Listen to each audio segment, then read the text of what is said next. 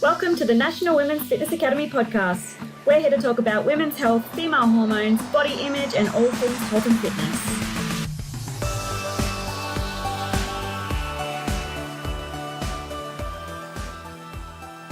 Hi everyone, welcome back to the Women's Fitness Academy podcast. I am one of your hosts, Elin, the founder of the Empowered Woman program, which is a online program that specializes in binge eating, all or nothing mindset, anxiety, and all things self-sabotage.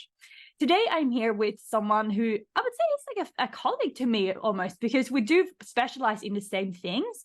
And as you girls know, like I am such a big believer in collaborations. I don't think that we should ever look at each other as competition. So this is why I'm super excited to welcome the beautiful Karissa to the podcast, who also specializes in eating behaviors and has invented this amazing program called Food Rehab. So she's here to talk to us today. And Karissa, I'm just buzzing to have you on. I'm so thrilled to be here, and I'm so with you on just people in the industry collaborating instead of feeling like women are competition.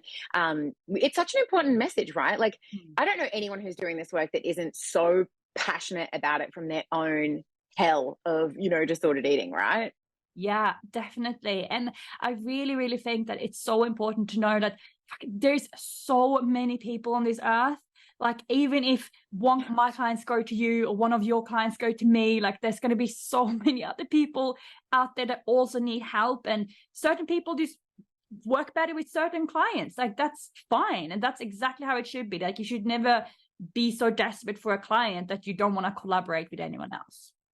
Yeah, and it's a really unique experience. And I feel like the women I have worked with or, that are doing a similar thing, it's such a special bond that we form because, for anyone that has struggled with binge eating and overcome binge eating, it's like, I don't know, that feels like my biggest achievement ever. It's so hard sometimes, especially when you're figuring it out on your own, because I think when I was recovering, I don't know about you, but I assume similar, there's not that much support. Like, there's not too many avenues. I don't think it's this, think about all the avenues you can try and go see someone to lose weight versus someone to help you with your eating behaviors. It's quite limited. And it's hard. You want to spread the word and you want to help. And it's, it's a journey up and down, and it's not linear. And there's so many different ways to navigate it. And I think it's great that you can bring your experience. I can bring my experience, and some people will connect better with you or me or someone else, So I love this. Thank you so much for having me. Of course. And yeah, I totally agree. And it makes me really happy to see that there are more coaches who do choose to specialize in this now, because like I haven't binged in 6 years or something.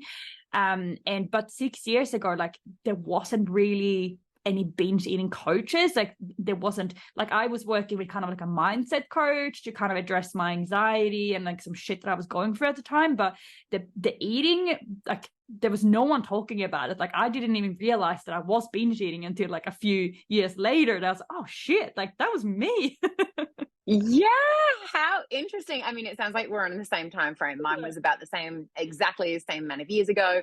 And I was doing the same thing. I was throwing myself into yoga. I ended up seeing a therapist at the very end. But before that, it was like doing all these self-help courses and self-development. And you just kind of like skirting around the issue, because I think a lot of people are like, well, I don't have an eating disorder. Like, just because I'm binging, I'll, sometimes I overeat, or, I'm a little bit obsessed with how I look, or I'm a little bit obsessed with my body, but like, let's not be dramatic and go get some serious help by going to a doctor or a psychologist about this. That just feels so dramatic. And it's, it can be really hard, can't it? I found it really challenging to target it specifically. Definitely. And also I feel like binge eating is so like unique in that aspect that there's no, if someone's anorexic, they like most people with anorexia are very, very underweight. And then if someone who is like constantly overeating, like they're probably going to be quite overweight. But binge eaters are usually so good at restricting in between the binges, or not everyone, of course, but a lot of people are really good at restricting in between. And I know when I was binging, that really like screw with my head, because I was like, well, I'm not as skinny as I was when I was anorexic, so I'm not like restricting that bad, but then I'm also not overweight, so like maybe my problem isn't as bad as I think. Like maybe it's just in my head. Like Yes, I was exactly the same. I was diagnosed with anorexia when I was 15. Mm. And so I was like, well, I definitely don't have that anymore. Yeah. I'm not underweight. No one's looking at me thinking she's too thin. Yeah. And it's so you're just like, you just in your head, you're like, just get your shit together. Mm. Like you can do this. Like I think it's the same, and I think it's the same with people who struggle with alcohol or drug use. I think it's all the same type of mentality of like, no, I am in control. I can get on top of this. I just need a little more discipline. I just need to try a little harder. And that's the common theme. So, I mean, if anyone out there is listening to this, it's like, if you think, oh, I can get on top of it, but for the past 5 years, you just so happen to have not gotten on top of it, that might be a good indication that it's a little bit more than just like a bad habit. Yeah, definitely, definitely.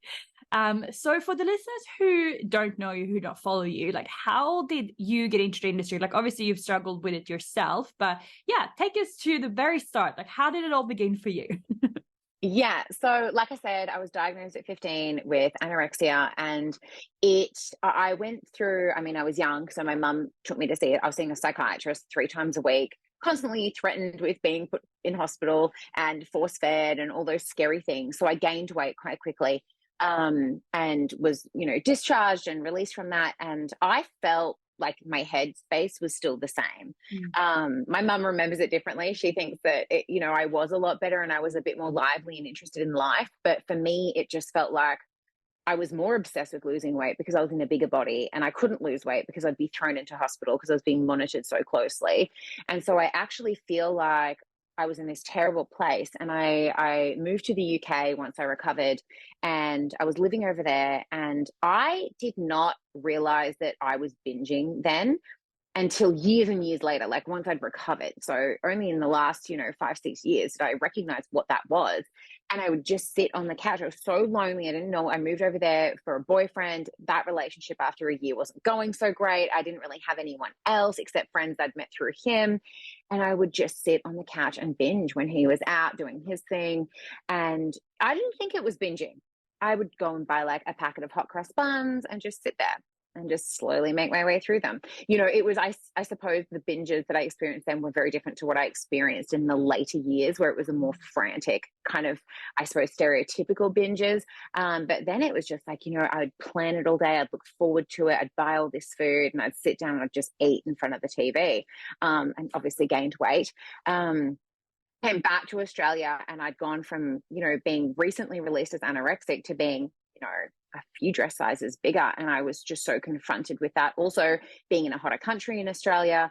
And I started playing around with, I didn't even realize it was, bulimic behaviors at the time, but lots of compensation from the binges. So it was, I tried to throw up and I couldn't throw up.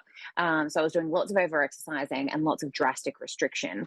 And then one day I just kind of taught myself to finally, bring food up. And for the next while, I kind of bounced between periods of bulimia, periods of anorexia, and periods of binge eating. Just kind of, anorexia is so exhausting, and the body really fights you because it's such an unnatural state to be in, that would usually lead me to bulimia. And then bulimia is also so exhausting, you can't always be bothered to kind of like deal with the consequences of a binge. So then I'd go through periods of binging. And I remember one day running into a girl at the gym, and she was like, "Oh, you're a yo-yo dieter. Every time I see you, you're a different weight." And I was like, whoa, like it was just so confronting to hear. Anyway, during this, over the next 10 years, I was a personal trainer. I went to uni. I did nutrition science as my undergrad, found it really fascinating. And then I was still not better. I hadn't fixed my relationship with food, and I really hoped that doing, a degree in nutrition would give me the skills to get my food under control. And it didn't. It was almost like I knew too much and I couldn't unlearn it. So I had this almost new, and I don't know how to describe it, but I just had this such huge awareness of exactly what I was eating. It almost made it worse, I think. So that's when I went and did my post-grad, and I did my master's in psychology and neuroscience. And that, I feel, is what really cracked it for me. And at this point, it was also really scary. I would be binging to the point that I'm like, I am scared that my stomach is going to burst. Like, it was way more frantic. It didn't even seem related to food anymore. Like, I just was so desperate to numb out. And I was actually aware of that. And I remember when I was first diagnosed with an eating disorder, and they're like, you know, it's not really about the food. It's not really about Karissa wanting to look skinny. It's actually about control and her emotions.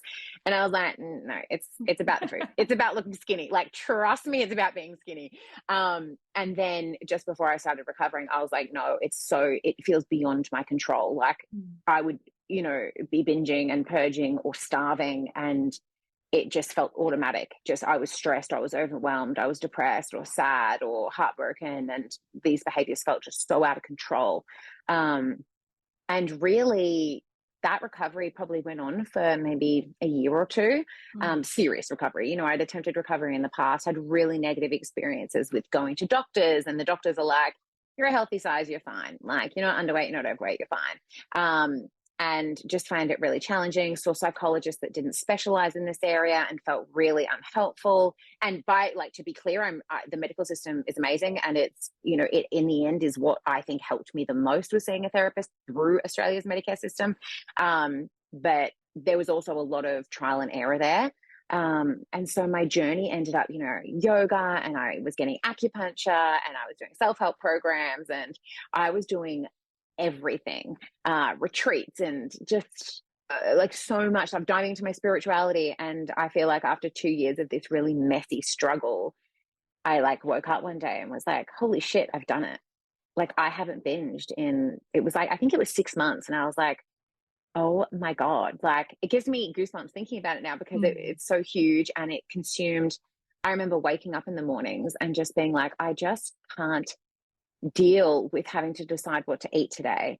Like, I don't have the energy to restrict and to be on a diet and to not eat carbs or to try and fast until a certain time.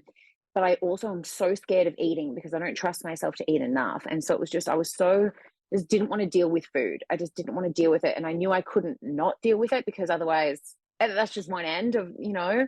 So it was really hard. And once I recovered, I was like, there is nothing else I can do. Like, I have to teach other women how to do this, because it's pure hell, and it's really messy, and there's so many different things that contribute. It's not just changing your diet, you know, it's not just stopping the restriction. You know this, right? It's like, that's not enough. You've also got to work on why you binge eating. Where are the emotions? Your body image. Why do you hate what you look like? Why do you feel the need to have a six pack?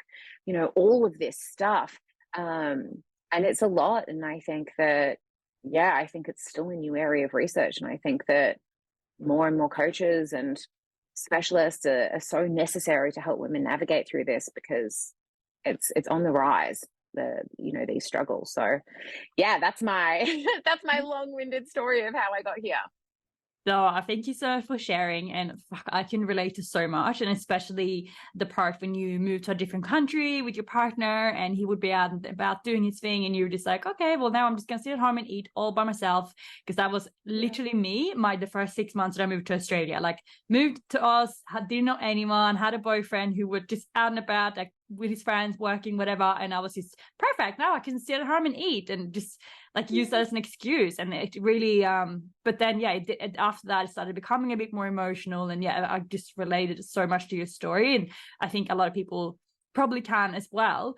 One of the biggest things that I hear about binge eating is that people feel like it's like a habit. It like, a lot of people feel like it's not emotional, like you said. Like, when you are in it, you're like, no, it's the food, it's the problem. It's like, I want to lose weight, like that's what I want to do.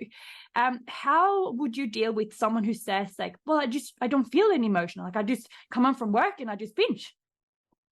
Yeah, look, I can also really relate to that, because I did not see it. I remember when someone was like, oh, you describe your emotions, potentially, and I'm like, no, I don't get sad, I never get depressed, I'm just not one of those people. I'm just one of those really happy, optimistic people all the time. And sometimes I'm a little bit stressed or anxious or overwhelmed, but that's because I'm such a perfectionist and hard worker. Like, I don't feel ever, and I couldn't even say the word depressed, I couldn't even say the word sad. It was so weak to me to show those emotions that I truly didn't think that I experienced them. Like, I thought I was just like some special being. So for anyone listening to this who thinks it is just a habit, I challenge you to to consider that all humans experience the whole breadth of emotions at some point in time. And yes, some of us are going to experience certain emotions more than others. Some people are more inclined to experience anxiety and those heightened emotions, and some are more experienced to the low, flat, low energy, depressed, sad, lethargic kind of emotions. But we all experience all of them. So if you are not experiencing a subset of emotions ever, I think that's a really good clue that maybe there's some deeper work to do. But even if you don't think it's an emotional problem, it's still something that you're obviously tackling. So go and get help anyway, even if you think it's just a bad habit. If it's been a bad habit for years and years and years, it's like, cool, well, habits are psychological. So go and have a little look at what it could be and get someone else to be your sounding board, because any habit doesn't have to be with food that's not serving you and is making you unhappy. There's an opportunity for you to dive deeper into that and to get to the bottom of it. And it may not be emotional in the end.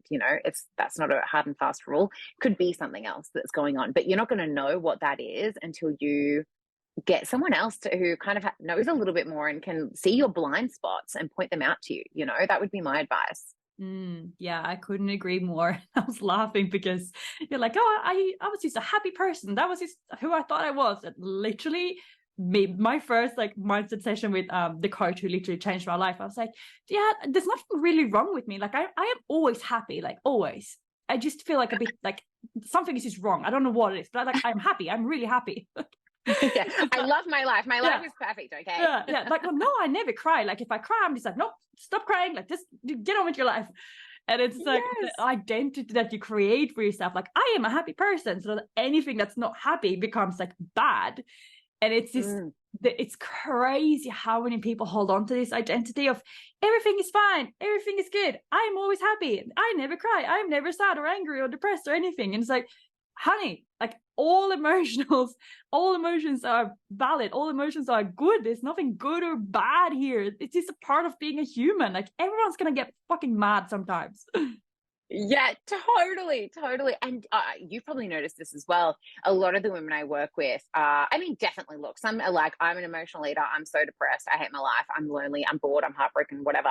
Yeah. But there is definitely a good chunk of women who are like, no, Karissa, like I'm just a happy person. And I'm like, but I think like, how did I get through to me at that time? And it was actually listening to Brene Brown. I don't know if you know Brene.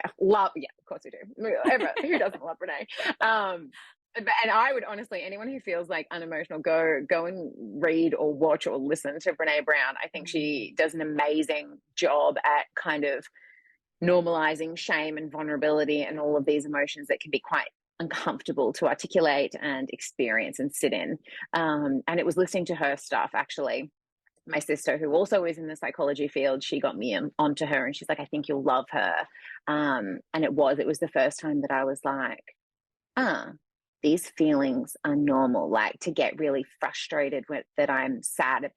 Dating was a really big trigger for me. Like being single. Oh my God. It was a roller coaster. I don't know if you've experienced that. Yeah. Can relate. And I was just it was horrible. I'd get rejected on dates or ghosted or whatever, and I would just eat.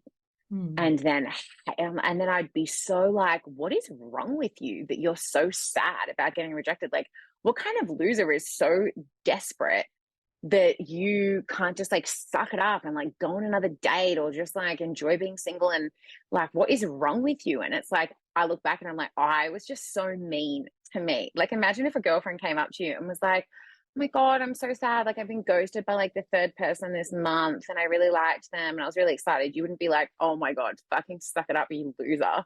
You just would never speak to someone or your friends like that. But that's how I just hated myself for being sad or heartbroken. Like I was just disgusted by those emotions in myself. It's crazy. Yeah. Oh God. Yeah. I can definitely relate. And I'm sure so many other people can as well. And also like you kind of minimize what you're feeling. You're like, oh, I shouldn't be sad. Like I've only seen him like twice. Like I shouldn't care. Yes. Stupid. But like if you're sad, be sad, like cry. This is one of the biggest things that I do. Like one of my clients actually sent me like a reel this morning. She's like, me when my therapist tells me to feel, and it was just like someone on the floor like, wow, scrolling around the emotions. And I'm like, yes, because one of the biggest things we do like in this work is allowing people to have that space to feel, and that all feelings are valid, and that you shouldn't push down if you're feeling frustrated, that you shouldn't, you know, just suck it up if you feel like crying. Like, let it out. It's going to come out in some way. And for some people, it might come out as binge eating because you haven't allowed yourself to feel what's actually going on. Yeah, definitely. And I don't know about you, but when I recovered, I just cried all the time. Like I was just so emotional, and it's almost like you suppress it. And so when you do allow yourself to feel the emotions, and like warning for anyone who's about to go through this journey, like you're hypersensitive to them because you haven't learned to cope. Like they are raw, like a toddler. Like you need to learn how to deal with your emotions like a toddler all over again because you haven't done it. And so they feel really big. But I know that now they don't feel as big. I mean, I sometimes still feel like they're bigger than they should be, but I don't know if that's just me or if that's just, you know, I've got 15 years worth of emotional development to catch up on. I don't know, but it was really, really strong and overwhelming. And I can totally see now in hindsight why I relapsed so many times before successfully recovering, and why so many people struggle to recover. Like the recovery rate for eating disorders is like terrifyingly low. I think it's off the top of my head like around the 30% mark, which is really sad. But I can see why, because it's really uncomfortable, isn't it, just to feel those emotions again. Oh God, yeah, it's so uncomfortable, and fucking it's so much easier to binge or to scroll on your phone or to like, I don't know, match with another guy. Like just forget all about it. Like it's so much easier than sitting with that uncomfortable feeling of fuck, like he didn't want me, or I don't feel good enough, or I'm not loved, or I'm sad because I feel lonely. Like that's so much easier to just distract yourself and go numb yourself in some way. But like you said, like this is what we need to break here. We need to allow ourselves to feel it, because otherwise you're gonna end up with these emotions not just gonna go away. They're gonna stay in your body and they're going to come out one way or the other, whether you want it or not. And once you start this recovery process, like you said, it's fucking hard. Like when you are crying, when you're feeling really emotional, it sucks. It's probably gonna be quite draining, and like tired, and you probably like not want to gonna do as many things. So you might feel a little bit like lonely because you don't really want to be around people because you're going through so much, and everything is like making you sad and tired and exhausted all the time. And that's okay, because once you get through it, like the happiness and the love that I can feel now, like it's like a whole different feeling to what I thought that happiness was before I started doing all this self-development stuff. Me too.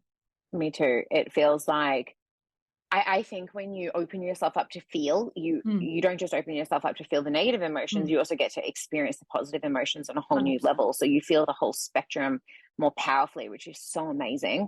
And I also think that, I think what love and happiness and satisfaction feels like to me is so different. I think I really confused external validation and having the perfect life on paper. I think I really confused that with feeling true contentment and happiness that's just in the privacy of my own bedroom. I feel this, you know, it doesn't matter what I look like or what I'm earning or what job I'm in or who I'm friends with. It's such a different feeling, isn't it? It's like so wholesome, that kind of true happiness. And I used to think that was so lame, because I was like, I want the flash this and the flash, you know, they want the best body and the fancy apartment and the, you know, all of this. It's just such and you know, living in Bondi and dating in Bondi, I just feel like there's a lot of that, you know. It's you feel in competition sometimes with the other with the beautiful, successful women that live there. It's yeah, for sure. But I really feel like once you start accepting yourself for what you look like, and for being yourself, not comparing to anyone else, and not holding on to this idea that you have to be a certain way or have to make a certain amount of money or have that job or house or car, whatever the hell it is. Like once you stop being content with yourself without anything else, those things are going to start coming to you, because you need to actually feel okay with nothing for you to achieve everything. Absolutely. Absolutely. And I always think it's amazing. I met my husband after I recovered, and it like, you know, and I met him at a point where I was just like not interested in dating. I was so like deep in the work on just loving myself and dating myself. And I'd have these like little dates with myself where I'd go down to the beach with my favorite book. And, you know, it was so beautiful. And I'd cook myself these really long, elaborate meals just for me. And he always jokes that our date almost didn't happen because I would have these, I just would leave my phone at home and just, you know, not attached to my phone, not attached to who's contacting me, not attached to my, so like needing people to see me all the time. And of course, that's when I met him, when I was just so in like, this is awesome. Like, I'm great. This is so nice to spend time with me.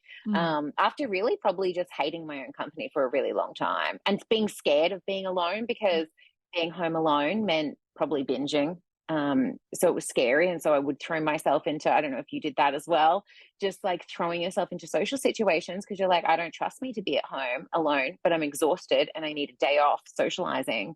But I don't want to binge. So, you know, it's a really tough position to be in sometimes. Yeah. Oh, yeah. 100%. And it's like, it's so hard to find that balance as well, because sometimes when you are struggling with binge eating, that voice can literally become your only friend. And it's like, well, I isolate myself from everyone else because I just want to be home and binge. And that voice will convince you that that is what you actually want to do. So this is when you do need to push yourself to actually be hanging out with people and, you know, do things and go out and enjoy your actual life and not just be at home with the binge eating voice. But then, yeah, you also do need to have that time alone and sit with your thoughts and understand what is actually going on for you. Because if you're just like, go, go, go, go, go all the time, you're never actually going to get to the bottom of what's going on for you. Yeah, I agree. I agree. And I remember the first time I did that, and I saw my therapist that afternoon, and she said, I challenge you to go home. Because I think at this point I was binging every day. And it was like just before I recovered, it was kind of, I actually think this could have been, I think this could have been the very beginning of my recovery. And she was like, go home. And no matter what, I just want you to sit and like have your dinner. And then once that dinner is finished, like it's done, and just even make sure there's no other food in the house just for this one exercise. And I want you to just like crawl into bed, and I want you to just sit, because I was binging after dinner late at night. Like I would actually eat my dinner, go to bed, couldn't stop thinking about food, would try and journal and read books and do all the things to distract myself. And then eventually at like 11 p.m. I'd crawl out of bed and just eat because I was so desperate. And I remember just being like, no, I have to lie here. And I was so scared of doing this exercise. She's like, what do you think is going to happen? And I'm like, I will just like be in mental hell. Like I just will be in my head, like thinking about binging her. And she's like, cool, we'll just like let it. Like eventually you will fall asleep. And it was a Friday night. And I had work the next morning, Saturday morning, because I used to work personal training in the mornings. And I remember lying there, and it was 4 a.m. and I was like in a state, and I hadn't eaten. And I was like, holy shit, like this is even worse than I thought. Like she said I would eventually go to sleep. Like I'm not even asleep. And I canceled work the next day. And I was like, I can't come in. And I did that for 3 days in a row. And it was the longest, I think at that point it had been the longest time I'd gone without binging for a year. And it was huge. And I just was like, but at the same time, like on the one hand, I was so proud of myself. But on the other hand, I was like, I can't keep doing this. Like I am so exhausted. I am been sitting at home crying. Like I just did not stop crying. I was in mental hell. And I ended up relapsing after those 3 days. And then it was only a week or two later that I recovered and never binged again. So I think on the one hand, it was like, cool, you can do this. But on the other hand, for anyone who's like cracked it for a few days and then is like, holy shit, I need a binge because this is so unbearable. Every day that you don't binge gets easier. Like that noise just gets quieter and quieter. Like it does, even though it feels like, I was like, can you die of like mental torment? Is how I felt at the time. Like, will I ever stop crying? Like, this is pure hell. I can't live like this. Like, I have money to make and clients to see, and, you know, I can't live like this. But it did get easier, but it was really, really intense. I'll never, ever forget those 3 days. They just felt like the longest 3 days ever. Yeah. And like that is what it all is about, really. It's about sitting with those thoughts and that really heightened state when you're like, oh, I just need to binge, and like just with one small one, and all of that head noise that voice is gonna try and tell you to do and just not act on it. And it sounds simple, but it's so damn difficult. And like this can apply to any kind of addiction that you have. Like for me, like I might not binge anymore, but like for a while I was really struggling, like with dating, for example. I would be very, very like anxious around it, and just I have all these thoughts of like what I should do and what I should say, what I shouldn't do. And it's the same thing with that. Or if it's drinking, maybe, or if it's like overtraining, like it's the same principle, just allowing yourself to sit with those thoughts and sit through it until they eventually go away.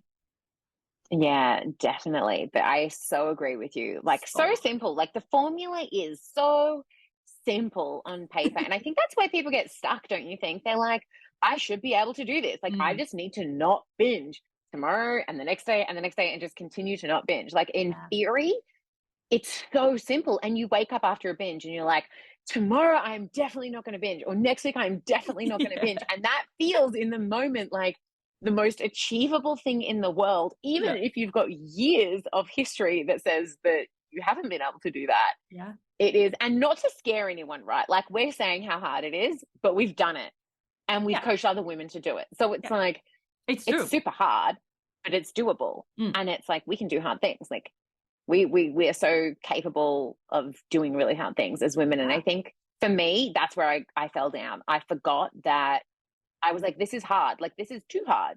And it's like, but I can do hard things, and I can do really hard things, and I've done really hard things.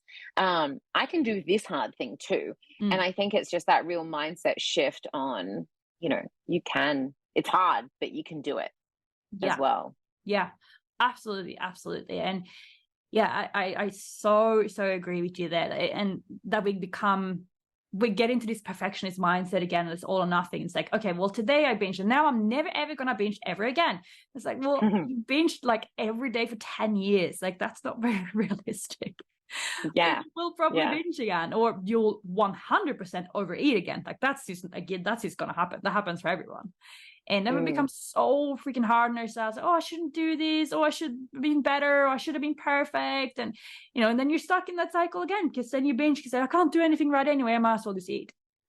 Yeah, exactly. And I think, I was really proud of being a perfectionist, and I didn't see that, a perfectionist that's not being like, when a perfectionist is being perfect, which is not all the time, it feels really amazing. You're like, I'm super proud of this, and I've like blood, sweat and tears, and I'm, this is a great outcome, and, often high achievers and very successful in multiple areas of their life. But really, I think what we don't see is that the back end of that is like completely giving up on things. Yeah. And just needing to wipe the slate clean, and like throwing things away, or not even trying things because we don't think we'll succeed. So if anyone is listening and they are a perfectionist, like it can really get in the way of recovery, because you think, well, if I can't recover perfectly, what's the point? Like I would be in recovery and I'd be like, I'm not going to binge. And then I would eat like a little bit too much dinner and feel a little bit too full. And I'm like, oh, well, it's ruined anyway. It's that fuck it mentality of like, well, it's ruined, so I may as well just binge, and I'll try not to binge tomorrow. And it's like, well, if I wasn't such a perfectionist about having to eat perfectly, I would, be able to be like, cool, like that wasn't an amazing day, but I haven't binged yet. So let's just go to bed. Like it's actually, you feel nice and full, and hopefully that's going to deter you from binging. But it just that, and I think we forget that side of perfectionism is a real like sabotage that. It sabotages ourselves a lot. Absolutely. And I think that so many women can relate to this, being perfectionists, and especially moms. I see it so much. What would you say, like, what was the biggest thing that helped you break out of this perfectionist mindset? I think for me, it was like, I can't keep starting again. Like I can't, I would sometimes binge at like 9 a.m. in the morning, and I'm like, I can't go all day binging and start again tomorrow. Like this isn't working for me. And it was really this mentality. I can't remember where I got it from. I definitely probably didn't come up with it myself, but it was just this idea of like, I just can't, like, there is never going to be a time where I just successfully do this forever. Like, I just have to kind of, in the mess, just in that moment, start again now. So it's like I would, maybe eat a packet of M&Ms at 9 a.m. I was getting up super early, so I'd have breakfast at 5 a.m. or something. And then at 9 a.m. I'm hungry, but I'd feel like I'm not allowed to be hungry at 9 a.m. because it's 9 a.m. Most people are not even have their breakfast. So I'd have a packet of M&Ms and be like, oh, well, it's fucked now. And I just, one day was like, I can't, like, I've got to keep trying for the rest of the day. I've got to try now. I can't start again tomorrow morning because for the last 10 mornings I've had M&Ms at 9 a.m. And so it was just this realization that it was so futile. And I think I read somewhere that it was like, you're just delaying it, like you're just delaying success by another 24 hours. Or if you're starting again Monday, then potentially you're delaying your success another 7 days. And I was like, I just don't have any more days to waste. Like, I just have to, every minute that I screw up, be like, no, now, which is hard. I think sometimes it's easier to have not binged than to stop yourself mid binge. Oh God, yeah. Yeah, I can definitely relate to that. And God, so many of my girls struggle. I'm sure like you work with people like this all the time as well. And it is, it really is one of the biggest things that is keeping you stuck, is wanting to be perfect and needing everything to be like 100% spot on. And, that all or nothing mindset. And then that voice coming in again, like, oh no, if it's not perfect, it's not worth doing. And unfortunately, it's very encouraged, like in the fitness industry, of hit all your targets, hit all your habits, you have to hit 10k steps, you have to hit all your macros, and if you have one day off, it's like, oh, it's not good enough. And it's just, it makes me so mad. But yeah, I think I feel like it is slowly changing, but maybe that's just because I only follow those accounts. Oh my God, I think that all the time. I'm like, is it changing, or is it just my like bubble that I live in now is so pro recovery and so kind of pushing up against those old school mentalities of like perfect, that train every day and, hit your calories perfectly and weigh every grain of rice and all of that stuff. But it's interesting, I did my, talking about the fitness industry, my final kind of thesis that I did for my postgrad was researching the rate or the prevalence of eating disorders within the fitness industry. And they're a really high at risk industry, right? Because if we think about the groups of people that are most susceptible to eating disorders, it is women in sport, like teenage girls who are in sport, and they quite often go and become personal trainers. And there's a lot of influence. We know that in sport, in women's sport, there's a lot of disordered eating. And if we look at the influence that the bodybuilding world now has on the fitness industry as a whole, it's like almost interlinked. I feel like that flexible dieting and then MyFitnessPal and all the stuff that like everyday women are doing, it's like, this is what bodybuilders do, and like, don't even get me started on my opinions on bodybuilding. I was like, I know I get a lot of hate from the fitness industry because of that. And look, I did bodybuilding. I competed multiple times, and I trained women. I'm mortified at the things I made women do back when I was, a fat loss coach instead of, helping women with binge eating. But there is a lot of influence coming from that. And sure, like maybe the athletes, I don't know, but let's just say for argument's sake that there are people in the bodybuilding world that don't have eating disorders. It's like that, it's their whole world. And so they are resting and they're getting the sleep and they're not drinking alcohol. But we're getting your everyday people, we're getting everyday women trying to count macros and get multiple workouts in a day. And these are mums, these are women with like high powered jobs. And it's like, you can only split yourself so many ways.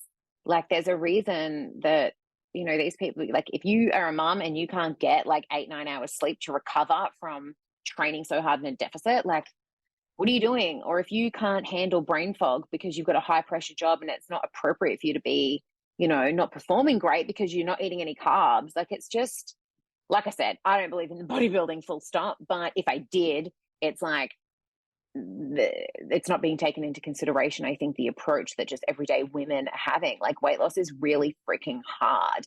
And I think people think it should be easy. And it's just not. Personal trainers and people in the fitness industry, like a lot of them have eating disorders, and the ones that don't, like they live in a gym. That all they do all day is meal prep and talk about food and talk about training. And I'm not dissing on them. I was a personal trainer for a really long time, and there are some amazing personal trainers out there. I want to make it clear, I'm not dissing the fitness industry. But I think the everyday woman is trying to kind of emulate something that really their priorities are not necessarily the same. Does that make sense?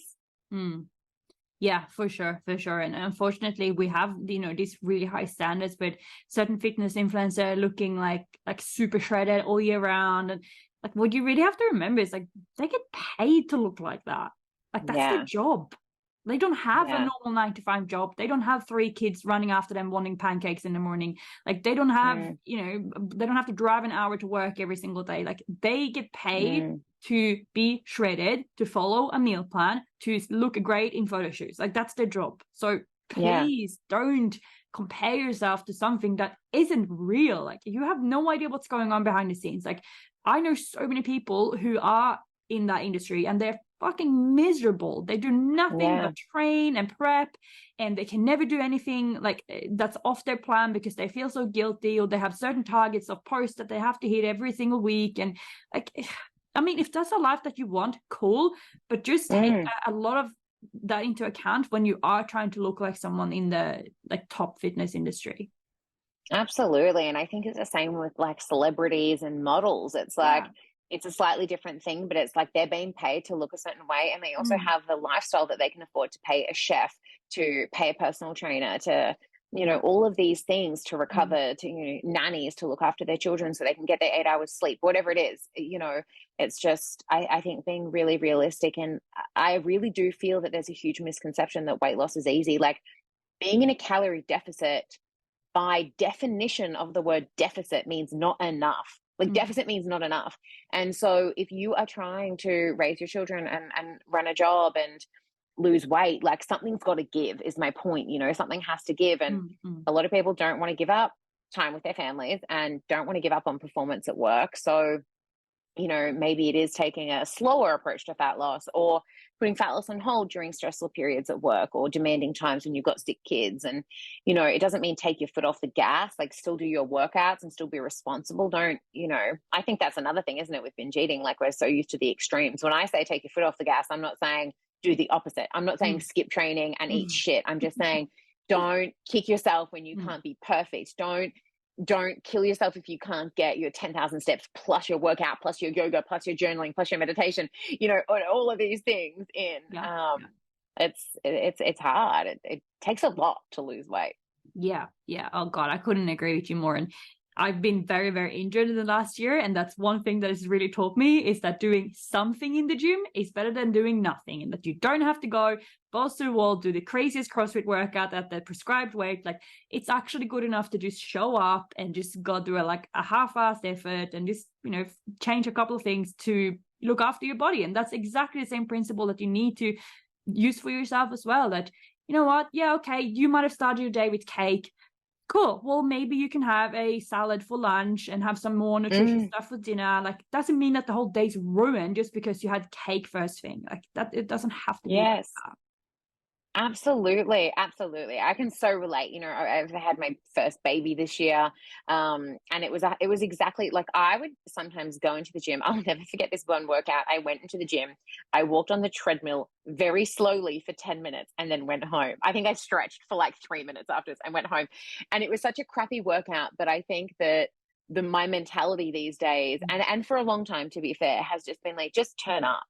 Just the practice of going and being like, I got there and I was like, I am so tired. And quite often half the battle is getting to the gym, and just being able to honor the days that you get there and you're like, actually, I'm exhausted and I don't have it in the tank today to do this, and just going home. I was heavily pregnant at the time. And instead of looking at it like a failure, which old me definitely would have, I was able to be like, go me. I tried. It just wasn't happening today. I was so exhausted, but I tried. So I'll try again tomorrow, and just doing what you can. I read this thing, can't remember where I saw it, but I loved it. It's everywhere. People have probably heard it, but it was like, if you've only got 30% to give today and you give 30%, you've given 100%. Yeah, you know, yeah. I read that in I love some that. book somewhere, and ever since Same. yeah, gonna use this for everyone now. Yes, I can't remember. I'm terrible at remembering. I just like have ideas and then I put them in notes in my phone. So then I don't know where I've gotten it from. So I wish I could give that whoever it is credit for that. If anyone knows the book, please let us know, because I cannot remember which book it was, but I remember I read it and I was like, oh, so true. Yes, I loved it too. That was like a real game changer for me. And it's like, yes, I like, how often do we ever have 100%? Yeah, definitely. Not often enough. Well, it's been so nice to talk to you. I feel like I could talk to you all day because we just have like everything. I'm just like, yeah, same. But I know that you also have to go, and I don't want to keep this, make this podcast too long. But before we go, can you just tell us a little bit about your program, how people can reach you if you're taking on clients? Yeah, who can work with you? Amazing. So I run a program called Food Rehab. This version that I'm running is the confidential edit. So this is where you can log in the secrecy and privacy of your own home at 2:00 in the morning when you feel the motivation that you're like, I need to stop binging now. And you can just log on and, it's going to take you through everything you need to stop binge eating. And this is really particularly good for people who are self-starters and, they feel like, if I just knew what to do, I could do it, those types of people. And we go through everything. I talk about mindset that you need to be in. I talk about the nutrition and the food side of things and how to eat to maximize success. And then also looking at emotional eating and body image. And, we talk about sustainable weight loss and formulas for that. So it's a real kind of everything you need to really get you started. And there's worksheets and videos and modules. And I spent 6 months making it. And it's like my baby. It's my other baby that I have this year. So yeah, that's Food Rehab. You can find it at withkarissa.com. So yeah, that's me. Amazing. Yeah, sounds absolutely incredible. I definitely have to go check it out myself and see what it's all about.